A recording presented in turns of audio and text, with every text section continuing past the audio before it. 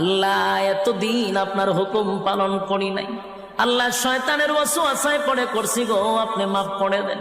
চোখের পানিগুলো ছেড়ে দিয়া যদি আল্লাহর দরবারে আপনি দরখাস্ত করেন, আমার আল্লাহ বলেন বান্দারে যৌবনকালে যদি একবার ডাক দেস, আমি 70 বার বান্দা তোর ডাকে জবাব দিই।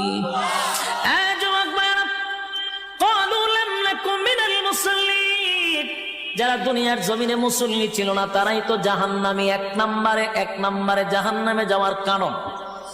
আল্লাহর নবী বলেন উম্মতেরারে হাশরের মাঠে যদি হিসাব হয়, আউয়ালু মা ইউহাসাবু বিহিল আবদু ইয়াউমাল কিয়ামাতিস সালাহ, কিয়ামতের ময়দানে সর্বপ্রথম হিসাবটা হবে নামাজে।